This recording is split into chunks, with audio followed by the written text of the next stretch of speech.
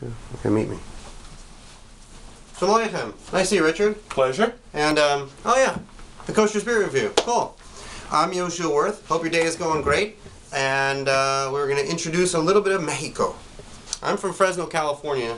And I was saying earlier on the video that we threw out a second ago, this is the second version, is that where I grew up, tequila was as popular as beer.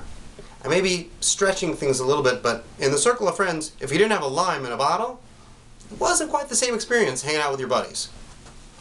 So today we have 3 different tequilas from Hacienda Vieja, and this is, I believe, their premier. This is the Don Felix Banuelos, and Richard, their how should I say, their rep, as they call it, the ambassador, is going to introduce you a little bit about their tequila.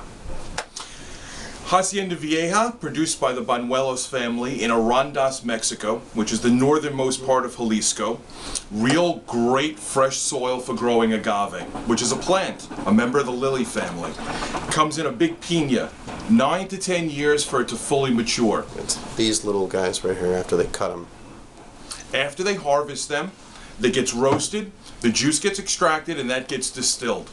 100% Blue Weber agave is the way you want to go with tequila. It's the most pure, and it's the clearest expression of what tequila is all about. Blanco, clear, sees no aging whatsoever. That's what we're going to taste first. Twice distilled. Reason we only distill it twice is to really keep the integrity of the fruit of the agave. Strong cracked white pepper, beautiful citrus notes, makes a really great cocktail. The thing that people want to taste in their cocktail is what they're using. And with this particular tequila, you get that. Imagine smelling the outside of a tropical pineapple before you cut it.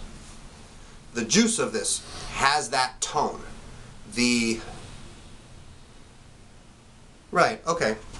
So take the outside of citrus pineapple, take a little bit of that fresh cracked pepper, then put this like almost like, not green herb, but you ever been around farmer's market and they have a lot of herbs and vegetables, and you kind of get this earth note, very earthy, nature-y kind of thing going on?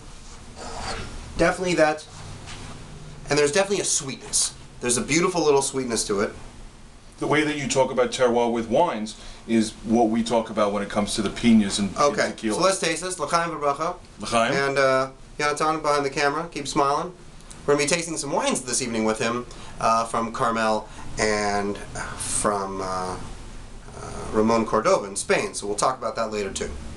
L'chaim. Baruch l'macham she'kol b'dvaro.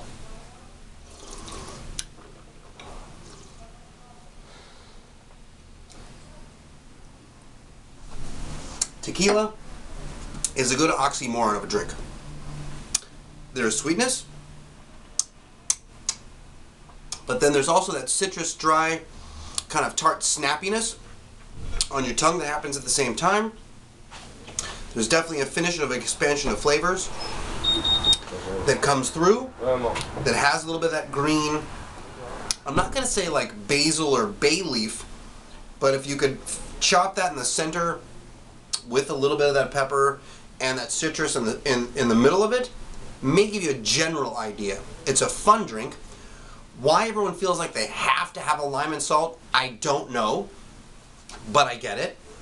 And I think the margarita to me with a little bit of orange liqueur and some lime juice is a little bit more interesting to me for a blend. The salt and the lime straight away, not as interesting to me.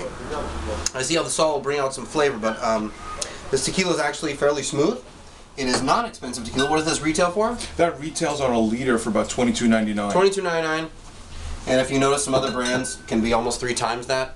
So you're getting a good value. Not aged, straight away, and that means we can have some fun without asking too many questions. L'chaim v'bracha. L'chaim. My name is Yehoshua Werth, live at the Grapevine, with Hacienda Vieja. Richard, thank you. My pleasure. This is the Kosher Spirit Review.